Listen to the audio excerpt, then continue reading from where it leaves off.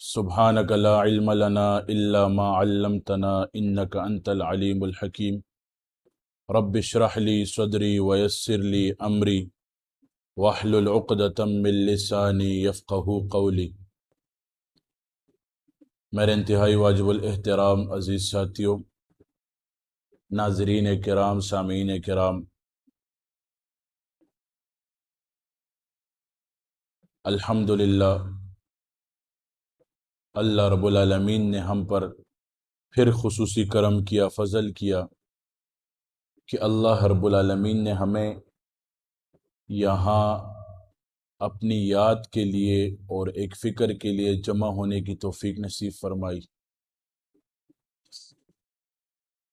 اس میں ہمارا کوئی کمال نہیں ہے، جس کو اللہ رب العالمین توفیق دیتا ہے اپنی یاد کی تو اس کو اپنی یاد کے لیے قبول کرتا ہے، وہ قبول فرماتے ہیں۔ میرے پیارے بھائیو دوستو، وقت کی وقت پر قدر کرو، وقت کی وقت پر قدر کرو۔ وقت کے پاس اتنا وقت نہیں ہے کہ وہ دوبارہ آپ کو مل سکے۔ ابھی کل کا جو لمحہ تھا، کل کا جو دن تھا، وہ گزر گیا۔ اب وہ لمحہ دوبارہ نہیں آ سکے گا۔ آج کا جو دن تھا، اس میں صبح کا جو وقت تھا وہ گزر گیا، تو اب وہ لمحہ دوبارہ نہیں آ سکتا۔ اکثر لوگ کہتے ہیں نا، لوگ اگر اسے کہیں، کم عمر بندہ اسے کہے کہ آپ کی عمر زیادہ ہو گئی، تو وہ کیا کہتے ہیں کہ ہمارا دل جوان ہے، ہمارا دل جوان ہے۔ عمر کے ساتھ کیا تعلق؟ اصل یہ غلط بات ہے۔ اصل چیز ہی عمر ہے۔ یہ گھڑی جو ہے، گھڑی، یا گھڑی جو لگی ہوتی ہے، یہ جو ٹک ٹک کرتی ہے، ہم سوچتے ہیں ٹک ٹک کر رہی ہے، دراصل یہ کٹ کٹ کر رہی ہوتی ہے۔ ایک سیکنڈ کٹ گیا، دوسرا سیکنڈ کٹ گیا، تیسرا سیکنڈ کٹ گیا۔ ایک دن آئے گا، ملک الموت سر پہ کھڑا ہوگا، روح قبض ہو جائے گی۔ آج کسی کے پاس وقت نہیں ہے۔ ہر انسان دنیا کے کاموں میں اتنا مصروف ہو چکا ہے کہ اس کے پاس وقت نہیں ہے۔ کیوں وقت نہیں ہے؟ اس دنیا نے اس کو گھیر لیا ہے، خواہشات نے اس کو گھیر لیا ہے، سوچوں نے اس کو گھیر لیا ہے، بیماریوں نے، تنگ دستیوں نے اس کو گھیر لیا ہے، لیکن اس کو گھیرا نہیں، اللہ کی یاد نے نہیں گھیرا۔ کیوں اللہ کی یاد نے نہیں گھیرا؟ اس نے خود کو اللہ کی یاد کے لیے مصروف نہیں کیا، اس نے خود کو اللہ کی یاد کے لیے اپنے لیے ٹائم نہیں نکالا۔ ورزش کے لیے ڈاکٹر کیا کہتے ہیں؟ ورزش کرو، جسم کا حق ہے ہم پر، واک کرو، بیماریاں نہیں آئیں گی۔ ٹینشن ختم ہونے کا علاج لوگ بتاتے ہیں، یوگا کرو، فلاں کرو، فلاں کرو، لیکن روح کی بیماری کا علاج ہم کیوں نہیں سیکھتے؟ روح کو کس چیز کی ضرورت ہوتی ہے؟ اکثر یہ سنگر جو ہوتے ہیں، ڈم جو ہوتے ہیں سنگر، وہ کیا کہتے ہیں؟ موسیقی روح کی غذا ہے۔ کیا کہتے ہیں؟ اور قسم خدا کی یہ بات سراسر غلط ہے۔ روح کی غذا اللہ کی یاد ہے، روح کی غذا ذکر الہی ہے، روح کی غذا اللہ کو یاد کرنا، نوافل کا اہتمام کرنا، قرآن کا اہتمام کرنا۔ زندگی کا کچھ لمحہ ہے، دن کا کچھ لمحہ ہے، اس لمحے میں اللہ کو یاد کرنا۔ صحابہ کرام رضوان اللہ علیہم اجمعین سے پوچھا گیا کہ آپ لوگ اللہ کو، آپ لوگوں نے دعویٰ کیا ہے کہ اللہ کو ہم ہر وقت یاد کرتے ہیں، ہم لوگ ہر وقت اللہ کی یاد میں ہوتے ہیں۔ آپ لوگ کیسے اللہ کی یاد میں ہوتے ہو؟ آپ کے بیوی بچے ہیں، آپ کے گھر کی روٹین ہے، آپ لوگ کماتے ہو، آپ لوگ دنیا کا کام کرتے ہو، صحیح ہے، اللہ کو بھی یاد کرتے ہو، لیکن ہر وقت تو نہیں کرتے۔ انہوں نے کہا نہیں، ہم ہر وقت اللہ کو یاد کرتے ہیں۔ کیسے اللہ کو ہر وقت یاد کرتے ہیں؟ ایسے اللہ کو ہر وقت یاد کرتے ہیں کہ زندگی میں جو کام بھی کرتے ہیں سنت رسول کے موافق کرتے ہیں اور اللہ کے حکموں کے ساتھ کرتے ہیں۔ تو اس کا مطلب یہ ہوا کہ ہم ہر وقت اللہ کو یاد کرتے ہیں۔ جو شخص اللہ کی یاد میں زندگی گزارتا ہے، اللہ کی یاد میں وقت مصرف کرتا ہے، اللہ رب العالمین اسے نوازتا ہے۔ آج ٹینشنیں عام ہو چکی ہیں، پریشانیاں عام ہو چکی ہیں، تکلیفیں عام ہو چکی ہیں۔ اس کی وجہ کیا ہے؟ ہم اللہ کو نہیں یاد کرتے۔ روح کی غذا کیا ہے؟ اللہ کی یاد۔ ایک بندہ مزدور ہے یا کوئی مستری ہے یا کوئی بھی ہے، دماغ کا کام کرتا ہے، یعنی دماغ سے کام کرتا ہے، آفس میں کام کرتا ہے، ورک کرتا ہے، اگر وہ زندگی میں اور دن میں نماز کا وقت آ جائے، وضو کرے اور وضو کرنے کے بعد نماز کا اہتمام کرے، کیا کرے؟ وضو کرے، وضو کے بعد نماز کا اہتمام کرے، تو اس سے تمام بوجھ ختم ہو جاتا ہے۔ آج مسلمان اس چیز کو کیوں نہیں سمجھتا؟ دکان پہ گاہک آ جائے تو کیا کہتا ہے؟ نماز کا وقت ہو تو کیا سوچتا ہے؟ تھوڑی دیر بعد نماز پڑھ لوں گا۔ اتنی قیمتی نماز کو ضائع کر دیتا ہے، کس کی خاطر؟ گاہک کی خاطر، دنیا کی خاطر۔ تو میں نے آپ کو شروع میں ہی بتا دیا، دنیا جو ہے دنیا نے ہمیں گھیر لیا ہے۔ کیا کر لیا ہے؟ گھیر لیے ہمیں، دنیا نے گلے لگا لیے، اور ہم نے دنیا کو ایک بار نہیں 1000 بار گلے لگا لیے۔ دنیا کی خاطر رشتوں کو چھوڑ دیا، دنیا کی خاطر عزیزوں کو چھوڑ دیا، عزیزوں رشتوں کو چھوڑو، دنیا کی خاطر اللہ کو چھوڑ دیا، دنیا کی خاطر رسول اللہ صلی اللہ علیہ وسلم کی سنتوں کو چھوڑ دیا، اور پھر دعویٰ کیا کرتے ہیں؟ ہم محمدی ہیں، اور دعویٰ کیا کرتے ہیں؟ ہم مسلمان ہیں۔ دعوے تو پھر بڑے بڑے ہیں نا، مسلمانوں کے دعوے بڑے بڑے ہیں، لیکن فکر کی جائے، سوچا جائے تو ہم مسلمانوں کی ایک خصوصیت بھی ہم میں نہیں ہوگی، 1% مسلمانی ہم میں نہیں ہوگی، لیکن کیا کہیں گے؟ ہم مسلمان۔ اتباع سنت پہ عمل کرنا، یہ سب سے بڑی بات ہے۔ جو شخص اتباع سنت پر عمل کرتا ہے وہ کامیاب ہوتا ہے۔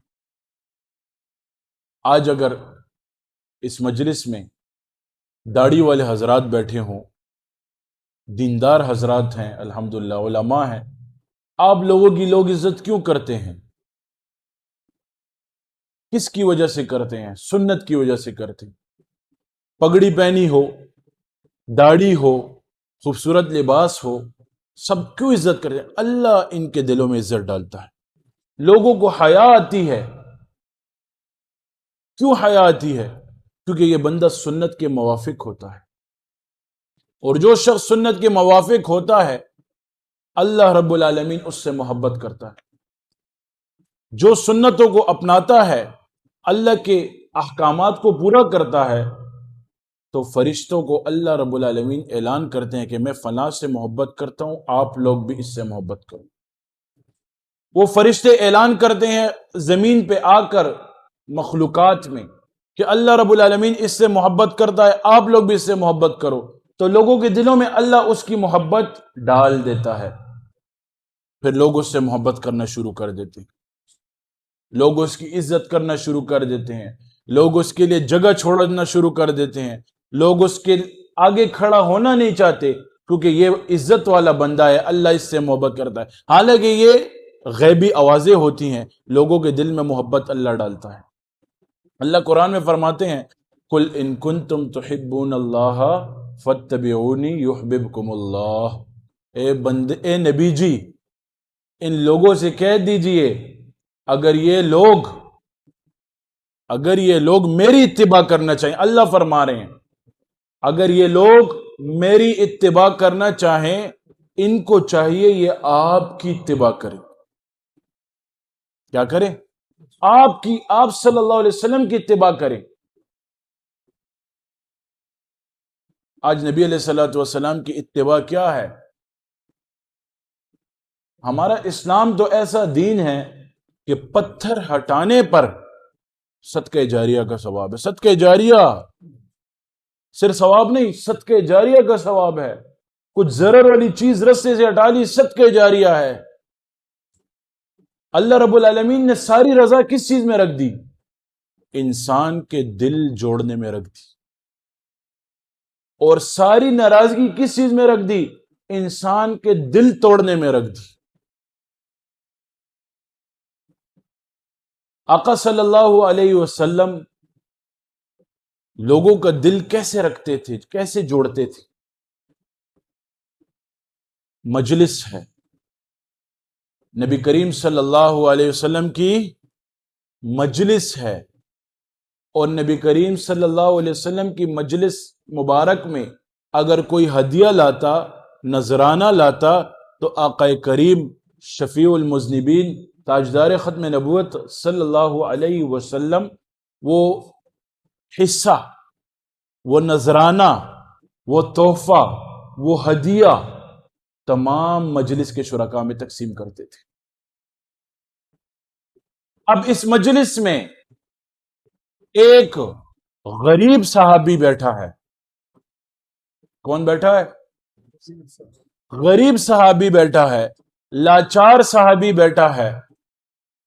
وہ اب دل ہی دل میں سوچ رہا ہے کہ میں آقا صلی اللہ علیہ وسلم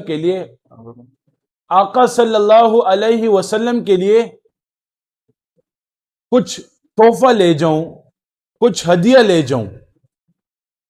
کیا لے جاؤں؟ کچھ ہدیہ لے جاؤں، کچھ تحفہ لے جاؤں۔ اب اس کے پاس اتنے پیسے نہیں ہیں کہ وہ نبی کریم صلی اللہ علیہ وسلم کے لیے ہدیہ لے جائے۔ اب یہ صحابی دل میں سوچ رہا ہے، کیا سوچ رہا ہے؟ کہ میں بھی ایک دن نبی کریم صلی اللہ علیہ وسلم کے لیے کچھ ہدیہ لے جاؤں گا، کچھ نذرانہ لے جاؤں گا۔ اب یہ دن میں اپنی دیہاڑی کے بعد، مزدوری کے بعد کچھ پیسے جمع کر رہا ہے۔ اس واقعے کو غور سے سنیں کہ لوگوں کے دل رکھنے پر اللہ رب العالمین کون سا اجر دیتا ہے۔ اور نبی کریم صلی اللہ علیہ وسلم نے لوگوں کے دل کو جوڑا کیسا ہے۔ آج ہم زبان کے وار سے لوگوں کے دلوں کو توڑتے ہیں، آج زبان کے وار سے لوگوں کو ہم بے عزت کرتے ہیں، آج زبان کے وار سے لوگوں کو ہم ذلیل و رسوا کر دیتے ہیں، اور ہمارے پہ ٹس سے مس نہیں ہوتا۔ کہتے ہیں کہ 1000 زخم جڑ سکتے ہیں، زبان کا وار کبھی نہیں جڑ سکتا۔ زبان کا جو زخم ہے، جو زبان کے ذریعے سے زخم دیا جاتا ہے، قسم خدا کی یہ کبھی جڑ نہیں سکتا۔ لوگوں کے دل میں وہ نقش چھوڑ دیتا ہے۔ یہ زبان کا زخم لوگوں کے دل میں ایک خاکہ چھوڑ دیتا ہے، چاہے جتنے سال گزر جائیں وہ بات دل میں رہ جاتی۔ اب یہ صحابی سوچ رہا ہے کہ میں نبی کریم صلی اللہ علیہ وسلم کے لیے کچھ ہدیہ لے جاؤں، کچھ نذرانہ لے جاؤں۔ روزانہ پیسے جمع کر رہا ہے۔ ایک دن آیا، کچھ پیسے جمع ہو گئے۔ کیا ہو گئے؟ کچھ پیسے جمع ہو گئے۔ اب اس نے پیسے اٹھائے اور باہر گیا، فروٹ والی دکان پر کھڑا ہو گیا اور فروٹ لینا چاہے، انگور لینا چاہے، لیکن انگور والے نے اسے کہا کہ تم جتنے پیسے لائے ہو اس میں اعلیٰ کوالٹی کے انگور نہیں ملیں گے، لیکن ایسے انگور مل جائیں گے جو کھانے کے قابل ہوں گے۔ اب اس کی سوچ تھی کہ میں آقا صلی اللہ علیہ وسلم کے لیے اچھا انگور لوں، بہترین تحفہ لوں، لیکن اس کے پاس پیسے اتنے نہیں تھے۔ اس نے کہا اتنے مشکل سے پیسے جمع ہوئے، چلو یہی انگور دے دو۔ اس نے نارمل سے انگور خریدے اور نبی کریم صلی اللہ علیہ وسلم کی مجلس میں صحبت مبارک میں حاضر ہو گیا۔ اب آقا صلی اللہ علیہ وسلم کی صحبت میں حاضر ہوا، نبی کریم صلی اللہ علیہ وسلم کے آگے اپنا نذرانہ، اپنا عقیدت والا تحفہ پیش کیا۔ نبی کریم صلی اللہ علیہ وسلم نے ایک انگور نوش کیا، پھر دوسرا نوش کیا، پھر تیسرا نوش کیا، پھر چوتھا نوش کیا، اس حد تک کہ آقا صلی اللہ علیہ وسلم نے تمام انگور کھا لیے، تمام انگوروں کو نوش فرما لیا۔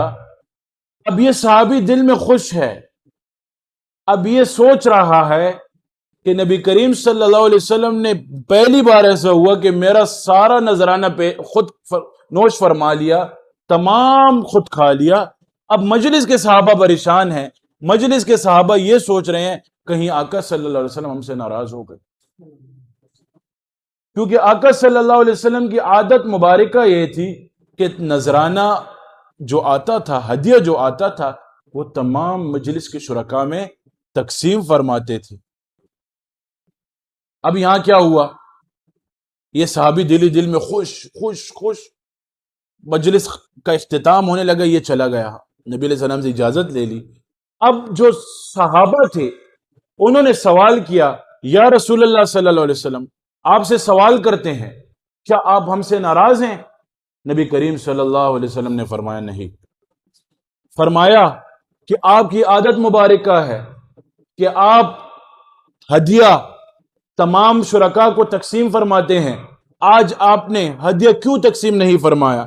تو نبی کریم صلی اللہ علیہ وسلم نے فرمایا کہ اس صحابی کی اتنی استطاعت نہیں تھی کہ میرے لیے اعلیٰ کوالٹی والی چیز لاتے۔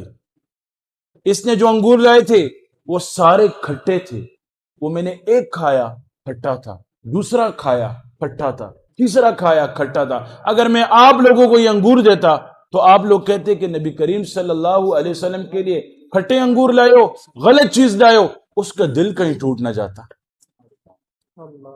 اس طریقے سے لوگوں کا دل جوڑنا ہے، اور انہوں نے ہمیں سکھایا ہے دل کیسے جوڑے جاتے ہیں۔ میں اکثر ایک واقعہ سناتا ہوں، آج آپ لوگوں کو سناتا ہوں۔ حضرت عائشہ رضی اللہ تعالی عنہا اور نبی کریم صلی اللہ علیہ وسلم ایک مرتبہ بیٹھے ہوئے تھے، نبی کریم صلی اللہ علیہ وسلم کے چہرہ انور پر آثار تھے، وہ تو شفیق ذات تھی، وہ تو شفیق تھے، امام الانبیاء تھے۔ ملک الموت جب آیا پاس اجازت کے لیے کہ اللہ آپ کی ملاقات کا انتظار کر، اس وقت پوچھا کہ میرے بعد میری امت کا کیا ہوگا؟ موت کے وقت بھی امت یاد، آج اس امت سے وہ نبی بھول گیا۔ ابھی نبی کریم صلی اللہ علیہ وسلم نے حضرت عائشہ سے کہا، اے عائشہ، آج جو مانگتی ہے مانگ، آج جو پوچھتی ہے مجھ سے پوچھ۔ ابھی حضرت عائشہ رضی اللہ تعالیٰ عنہ نے نبی کریم صلی اللہ علیہ وسلم کا چہرہ انور دیکھا تو دیکھا کہ آج تو کچھ معاملات کچھ اور مجھے لگ رہے ہیں۔ ابھی انہوں نے بھی موقع کو ضائع ہونے نہیں دیا، انہوں نے کہا، یا رسول اللہ صلی اللہ علیہ وسلم، اگر آپ اجازت عنایت فرمائیں، میں اپنے والد محترم خلیفہ اول سیدنا ابو بکر صدیق سے یہ سوال پوچھ کے آتی۔ تو نبی کریم صلی اللہ علیہ وسلم نے مسکرایا اور فرمایا کہ جاؤ پوچھو۔ کیا؟ کہ جاؤ پوچھو۔ حضرت عائشہ رضی اللہ تعالیٰ عنہ اپنے والد محترم کی خدمت میں حاضر ہوئی تو حضرت ابو بکر صدیق کو کہا کہ آج تو یہ ماجرا ہے۔ کیا ہے؟ یہ ماجرا ہے، آقا صلی اللہ علیہ وسلم نے فرمایا جو سوال پوچھتی ہو میں اس کا جواب دوں گا، جو مانگتی ہو میں تمہیں دوں گا۔ تو نبی حضرت ابو بکر رضی اللہ تعالیٰ عنہ بھی تو خلیفہ اول تھے نا، نبی کریم صلی اللہ علیہ وسلم کے یارو اس کے ساتھی تھے، ہر سفر کے ساتھی تھے، ہم سفر تھے. تو نبی کریم صلی اللہ حضرت ابوبکر صدیق رضی اللہ تعالیٰ عنہ نے فرمایا، اے عائشہ، کائنات کے شفیق سے پوچھو، امام الانبیاء سے پوچھو کہ جو اللہ سے آپ کی ملاقات ہوئی تھی اس میں راز و نیاز کی کیا باتیں تھی. کیا جو اللہ سے آپ کی ملاقات ہوئی اس میں راز و نیاز کی کیا باتیں تھی؟ جب حضرت عائشہ نے یہ سنا، آ گئی نبی کریم صلی اللہ علیہ وسلم کی خدمت میں. نبی کریم صلی اللہ علیہ وسلم کو یہ سوال کیا تو نبی کریم صلی اللہ علیہ وسلم مسکرا پڑے.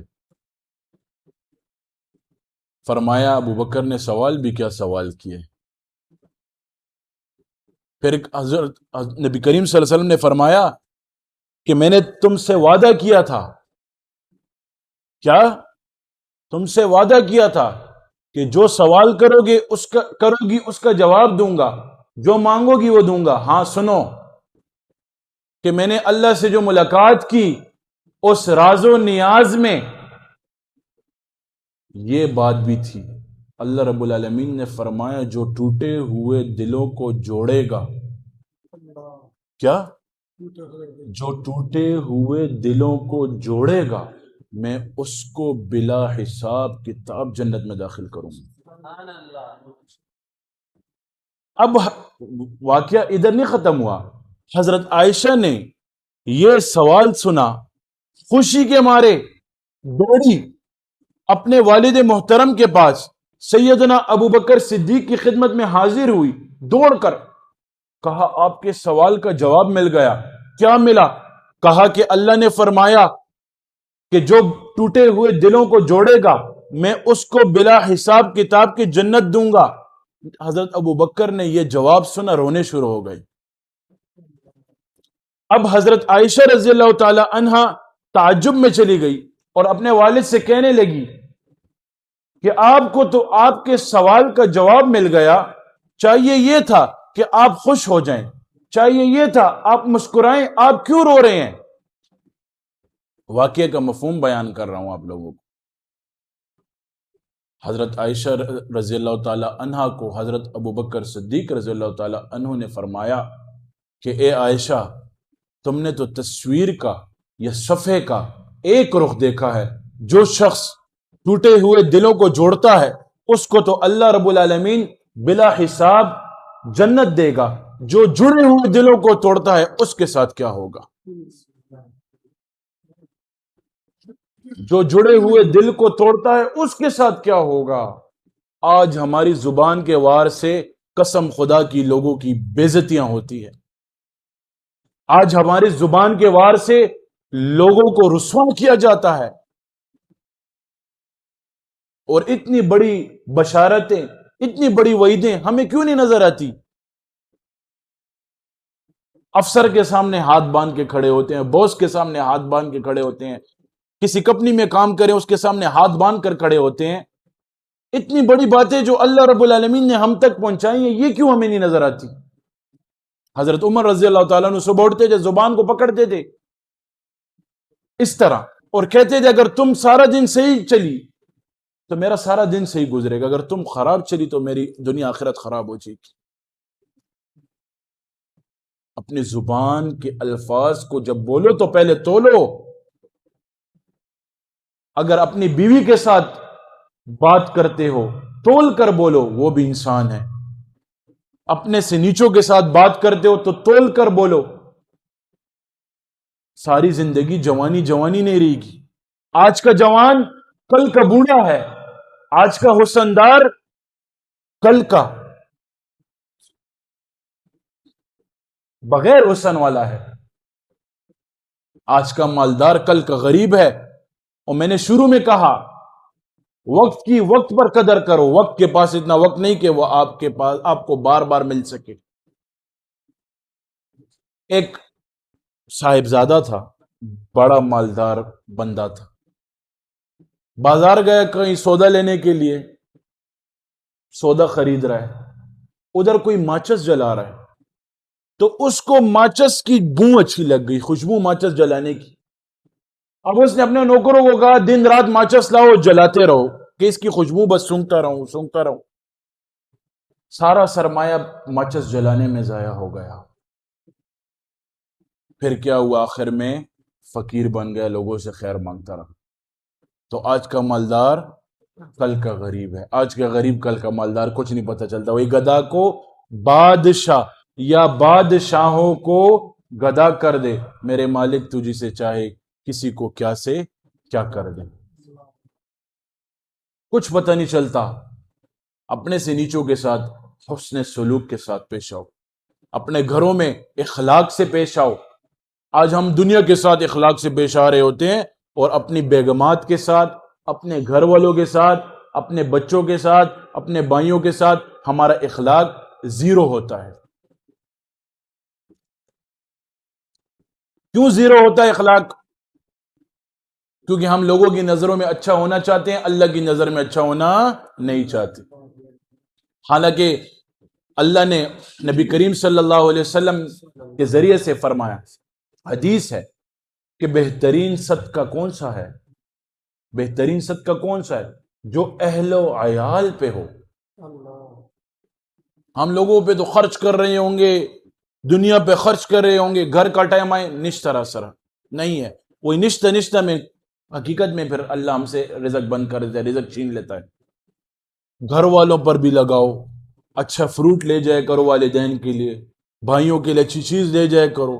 بھلا کسی نے برا کیا ہو، محبت زیادہ ہوتی ہے اس سے. اپنی بیگم کے لیے اچھی چیز لے جائے کرو، بچوں کے لیے کچھ اچھا لے جایا کرو. واقعات بہت سنتے ہیں، چیزیں بہت سنتے ہیں. گھر والوں کے ساتھ حسن اخلاق سے پیش آؤ. اصل اخلاق یہ ہے. جس کا گھر میں اخلاق ٹھیک نہیں، اس کا کہیں اخلاق ٹھیک نہیں ہوتا. اس کا پھر اخلاق جو ہے آرٹیفیشل ہوتا ہے لوگوں کے ساتھ. اور گھر والوں تک دین پہنچانے والے بنو. آج ہم دین بہت سیکھ رہے ہوتے ہیں، باہر مسئلے سیکھ رہے ہیں فلاں. گھر والوں کو بھی سکھاؤ، غسل کے فرائض سکھاؤ، وضو کے فرائض سکھاؤ، نماز پڑھنے کا طریقہ سکھاؤ. نماز اس کی سنو. گپ شپ کے لیے بیٹھے ہو بیگم کے ساتھ، اس سے نماز سن لو. کیا پتہ نماز میں غلطی ہو، وہ آپ کی وجہ سے نکل جائے. کلمہ سنو، اس کو کلمے سکھاؤ، اس کو سنت رسول سکھاؤ. باتھ روم جانے کی دعا سکھاؤ، باتھ روم میں کیسے داخل ہوتے ہیں وہ سکھاؤ. چپل پہننا سکھاؤ اس کو. ابھی اگر میں سنت کے مطابق چپل پہن رہا ہوں، چپل تو میں نے ویسے بھی پہننے ہیں، لباس تو میں نے ویسے بھی پہننا ہے، باتھ روم تو میں نے ویسے بھی جانا ہے حاجت کے لیے، کھانا تو ویسے بھی کھانا ہے. اگر سنت کے مطابق کھایا تو قسم خدا کی صدقے کا ثواب ہے، اور صدقے جاریہ کا ثواب ہے. اور ایک سنت جو زندہ کرے گا اس کو 100 شہیدوں کا ثواب ملے گا. 100 شہیدوں کا. مسائل گھروں میں بھی سکھاؤ، بہنوں کو بھی سکھاؤ، ان کو مدارس کی طرف رخ کرواؤ. اگر تبلیغی جماعت کی کوئی جماعت آتی ہے سروزے کی علاقے میں، ان کو وہاں بھی بھیجو کہ وہ بیان سنیں، مذاکرے میں شامل ہو، دین سیکھیں. آپ لوگ بھی ان کو دین سکھاؤ گے، ورنہ ان تک دین کون پہنچائے گا؟ وہ غریبوں کو تو کچھ نہیں پتا کہ دین کسے کہتے ہیں. اخلاق ایسی چیز ہے کہ قسم خدا کی ایک میٹھا بول، کیا ایک میٹھا بول 100 لوگوں کے دل جیتتا ہے، ہزاروں کے دل جیتتا ہے، کروڑوں کے دل جیتتا ہے. اور ایک غلط بول، میں کہتا ہوں کہ وہ ایک کا کیا کہ وہ ایک کے ساتھ بھی نفرت اور دشمنی پیدا کرتا ہے. کل میں ایک جگہ پہ تھا، سودا لے رہا تھا ایک دکان پر. اب اس بندے سے سودا رہ گیا اور وہ رکشے میں بیٹھ کے چلا گیا. اب میرا سودا بہت تھا، میں سودا یہ دو وہ دو یہ دو وہ دو سودا لے رہا ہوں. یہ بات میری سنیں. اب وہاں کا جو بچہ تھا، ایک بچہ کام کر رہا تھا وہاں پہ، سودے دے رہا تھا. اب یہ بندہ 10-15 منٹ دوبارہ بعد آیا، گالیاں دینے شروع کر دیا، خلو زامن دا اور آگا زما سودا دل تپاتے شو راگش. وہ بچوں کو کہہ رہا تھا نہیں رشو کا نا، وہ اور بھی گرم ہو گیا. میں نے اسے بولا، میں کہ مشرا غلطی شو معشوم دے ناپو ایک شو منگ دن معافی واڑو. اس بات پہ بات ختم ہو چلا گیا. وہ نہ 15 منٹ سے اس کو گالیاں دے رہا تھا، اور میں ادھر سے سودا اور لے رہا تھا. پیچھے دیکھا تو شور کس چیز کے، گالیاں ہیں گالیاں. تو اس ایک جملے سے، قسم خدا کی ایک جملے سے 10-15 سیکنڈ میں مسئلہ ہی ختم ہو گیا. آپ لوگ کیوں مسئلے بڑھاتے ہو اپنے لیے؟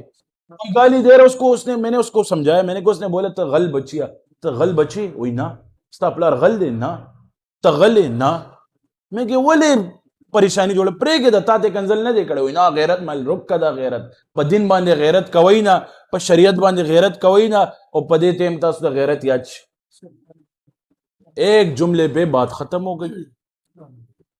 تو اسی طرح زندگی کو آسان کرو اخلاق کے ذریعے سے. یہ میں نے آپ کو ایسی سبق دیا، بتایا کہ وہ اتنی بڑی لڑائی ایک معافی پہ ختم ہوگی. میری معافی مانگنے سے میں نیچے نہیں ہوا، میری عزت میں اضافہ ہوا ہے. اللہ اس کو بھی ہدایت دے جس نے گالی دی ہے، جس نے سنی ہے اللہ اس کو صبر دے، ہدایت دے اس کی. تو معاشرے کو خود نکھارو گے اسی طریقوں سے. چھوٹی چھوٹی باتیں معاف کرو، بڑی بڑی باتیں معاف کرو، چھوڑ دو، انشاءاللہ زندگی خوبصورت گزرے گی.